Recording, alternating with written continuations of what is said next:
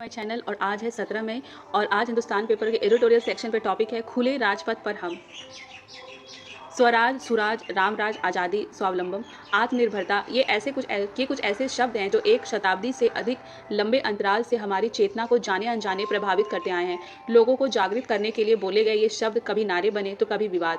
इसी ऊहापोह में हमारे पुरखों ने अंग्रेजों के खिलाफ आज़ादी की लड़ाई लड़ी और स्वाधीनता हासिल की, मगर ना इन शब्दों ने पीछा छोड़ा, ना इनसे जुड़े विवादों ने। आप शायद समझ गए हों, मैं प्रधानमंत्री के पिछले संबोधन की बात करता हूं। उन्होंने राष्ट्र के नाम अपने पिछले संदेश में संकल्प जताया है कि भारत कोरोना की आपदा से उबरकर आत्मनिर्भर बनेगा। सवाल उठता है कि यह आत्मनिर्भर है क्या और इसे कैसे अर्जित किया जा सकता है। इन सवालों पर चर्चा करने से पहले यह जानना भी जरूरी है कि स्वराज्य और स्वाधीनता जैसे नारे क्या वाकई अपने उद्देश्य को हासिल कर सके। नक्सलबाड़ी के विद्रोहियों से लेकर शाहीन बाग में आज़ादी के नारे लगाने वालों तक ऐसे लोगों की लंबी श्रृंखला है जो कहते हैं कि हमारी आज़ादी अधूरी है। ऐसा कहते समय वे भूल गए कि भारतीय लोकतंत्र ने ही उन्हें यह अधिकार बख्शा है कि ऐसे वाणी को मुखरित कर सके। मैं यहाँ ब्रिटेन के कालजयी नेता विंस्टन चर्चिल का हाउस ऑफ कॉमन्स में दिया गया बयान याद दिलाना चाहूँगा। उन्होंने कहा था, मुझे खुद कभी यह विश्वास नहीं हुआ कि ब्रिटिश राज के जाने के बाद हिंदुस्तान एक रह सकेगा। भला कोई कैसे यकीन कर सकता है कि हिंदुओं और मुसलमानों के बीच 1000 साल से जो खाई बनी हुई है वह 14 महीनों में पाट दी जाएगी। इस भाषण और भारतीय लोकतंत्र के गुजरे 73 वर्षों पर नजर डाल दी। देखिए, उत्तर आपको खुद ही मिल जाएगा। हमने एक मुकम्मल यात्रा तय की है। कुछ लोग इसे शानदार और कुछ इसे अधूरा बताते हैं, पर यह अपना अपना नजरिया है। यही वजह है कि मैं निर्भरता के सपने को अलंब्य नहीं मानता हूँ। कई देशों ने महान बनने के लिए लंबी यात्राएं तय की हैं। हमें भी अपने सफर को मुकाम तक पहुँचाने का साहस है। इसे हम 15 अगस्त 1947 से लेकर आज तक कई बार प्रमाणित कर चुके हैं। मैं यहाँ अमेरिका का उदाहरण देना चाहूँगा। आजकल 1930 की महाबंदी बहुत चर्चा में है।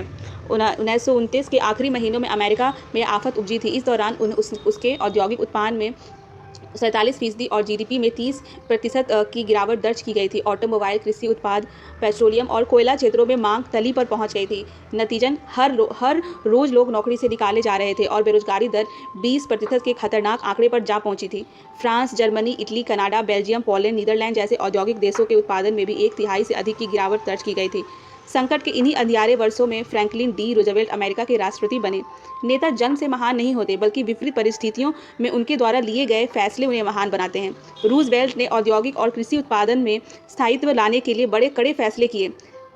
टेनेसी वैली अथॉरिटी के जरिए उन्होंने सर्वाधिक मंदी प्रभावित इलाकों में बाढ़ नियंत्रण, जहाजरानी और पनबिजली परियोजनाओं आरंभ कराई। किसानों के जीवन को सुधारने के लिए कदम उठाए गए। 1935 में सोशल सिक्योरिटी एक्ट के जरिए पेंशन की गारंटी दी। बेरोजगार अभिभावकों के बच्चों के पोषण का जिम्मा संघ सरकार ने खुद लिया।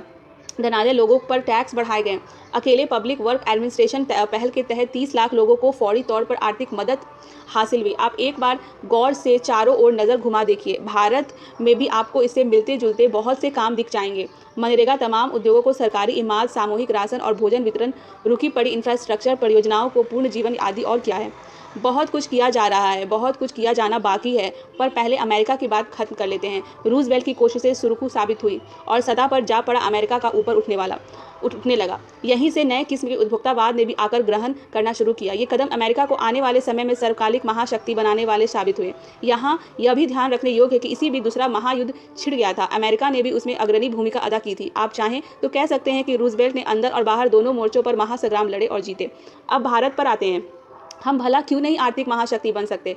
हमारे पास संसार के सर्वाधिक स्नातक हैं। भारत आज भी ब्रेन ड्रेन का सबसे बड़ा जरिया है। ये वे नौजवान हैं जो अपनी मेधा और मेहनत के जरिए धनी देशों को और समृद्ध बनाते आए हैं। अब जब कोरोना से उपजी विश्वव्यापी अभूतपूर्व मंदी के काले बादल छाने लगे हैं, तो इनमें से बहुतों को विभिन्न जगहों से देश लौटना पड़ सकता है। यह ज़रूरी है कि हम अपनी इस युवा शक्ति का सही उपयोग करें, बाहर की रोशनी लेकर आएँ। मोहनदास करमचंद गांधी, जवाहरलाल नेहरू, सुभाष चंद्र बोस आदि ने भारत को आज़ादी दिलाने में अहम भूमिका अदा की थी। ये नौजवान उसे मुहक्कम कर सकते हैं। इसके साथ ही भारत को अपनी उपज और उत्पादों के सही इस्तेमाल का तरीका भी सीखना होगा। मसलन आज भी हमारा देश कपास उत्पादन में मामले में शीर्ष पर है। संसार का 23% कपास हम उपजाते हैं, जिससे दुनिया की नामी गिरामी कंपनियां कपड़े बनाकर अरबों रुपए का मुनाफा कमाती है। भारत का एक भी वस्त्र ब्रांड इस प्रतिस्पर्धा में नहीं है। उल्टे कपास पैदा करने वाले किसानों की हालत बेहद खराब है। उन्हें आत्महत्या पर मजबूर होना पड़ता है। कपड़ा एक ऐसी चीज है जिसकी इंसान कभी उपेक्षा नहीं कर सकता।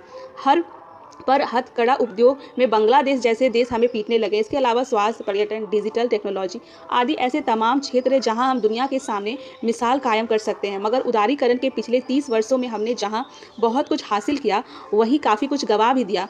यह समय उस गंवाए हुए को फिर से संजोने का है। कोरोना की आपदा से लड़खड़ाती धरती की वर्तमान पीढ़ी उस राजपथ पर जा खड़ी हुई है जहां सबके लिए समान आफत और अवसर है। यह आपके ऊपर है कि आप इसे किसे चुनते हैं।